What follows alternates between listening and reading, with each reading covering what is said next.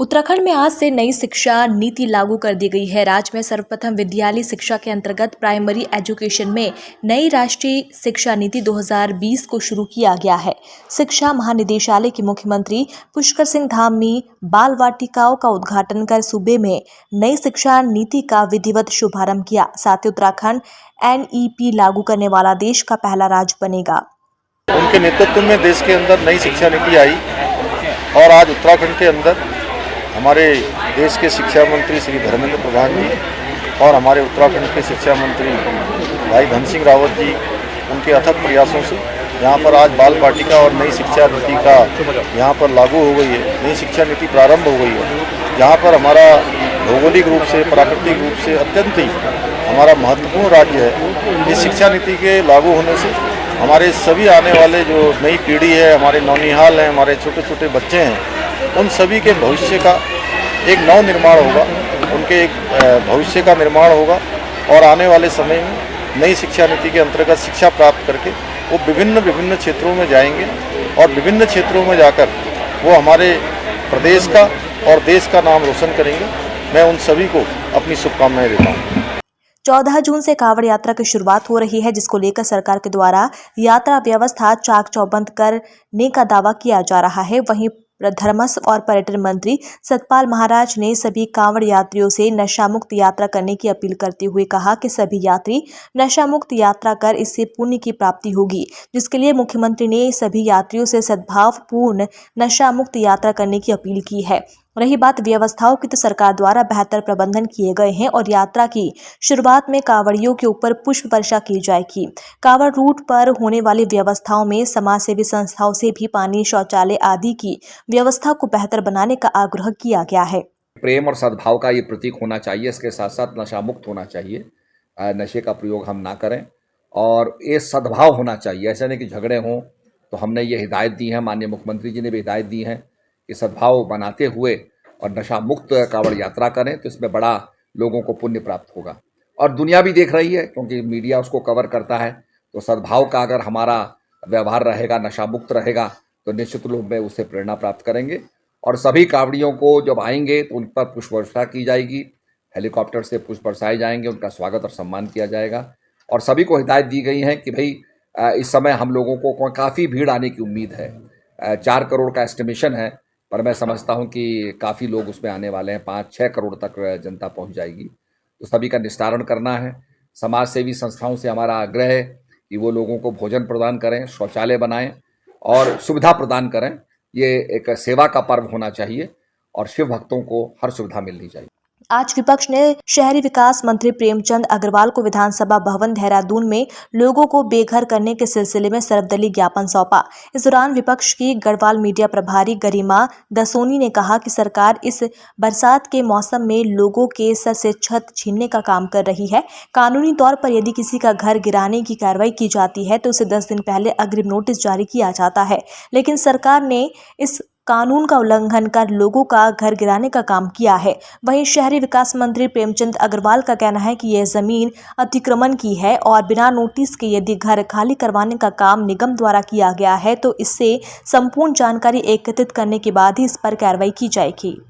लोगों को बेघर किया जा रहा है, उनके सर से छत छीनी जा रही है और ना सिर्फ इसमें बच्चों की अनदेखी हो रही, महिलाओं की, बुजुर्गों की अनदेखी हो रही है। कल रात भी आमवाला तरला में 70 से ज़्यादा लोग खुले आसमान के नीचे भरी बरसात में उनको रात गुजारने के लिए मजबूर किया गया। इस वक्त सांप, बिच्छू और तमाम जंगली जानवरों का इस समय संकट है। सरकार का दिल बिल्कुल नहीं पसीज रहा है। नियम के अनुसार किसी भी व्यक्ति के घर को तोड़ने से पहले, चाहे वो कब्जा ही क्यों ना हो, 10 दिन का नोटिस दिया जाता है और 1 महीने का समय उसे घर खाली करने के लिए दिया जाता है। हम 4 दल यहाँ पर आज प्रेमचंद अग्रवाल जी से ये कहने आए थे कि कहीं ना कहीं प्रशासन का और भूमाफियाओं की सांठगांठ इस पूरे प्रकरण में साफ देखी जा सकती है। स्थानांतरण हुए, उसमें सीओ का चार्ज सोनिका जी को दिया गया है।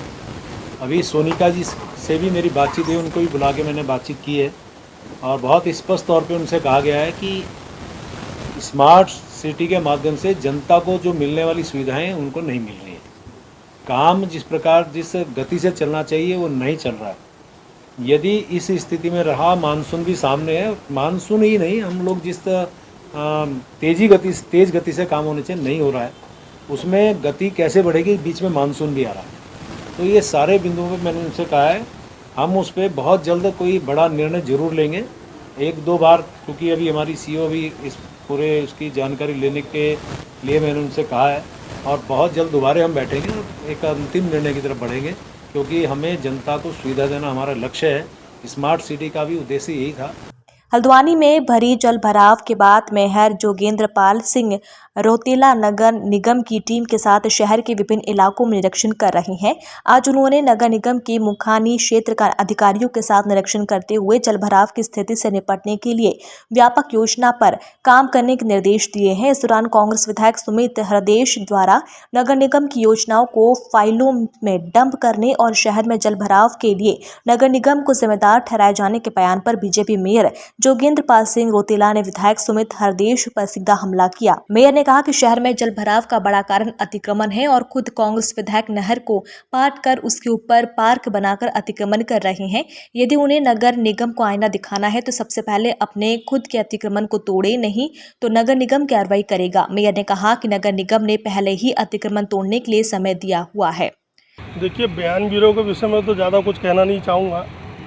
हाँ, शहर को अगर एग्जाम्पल देना चाहते हैं, इस शहर में अधिकांश जल भराव कहीं न कहीं अतिक्रमण के कारण है। और अगर आप एग्जाम्पल देना चाहते हैं, उदाहरण बनना चाहते हैं, बयान भी न बनकर अपने घर के आगे जो आपने नहर को कवर करके पार्क के उपयोग में लिया है, जिससे कहीं न कहीं कैनाल बाधित होती है, उसको ठीक करें, एग्जाम्पल सेट करें, बयानवीर न बने। देखिए, हमने तो कहा है आप बयानवीर न बने, आपको पूरा समय दिया गया है और पूरा समय दिया गया। मैं समझता हूँ कि एक योग्य विधायक है, जनता ने चुना है, तो इसको अमल में लाए और वो कोई उदाहरण दे।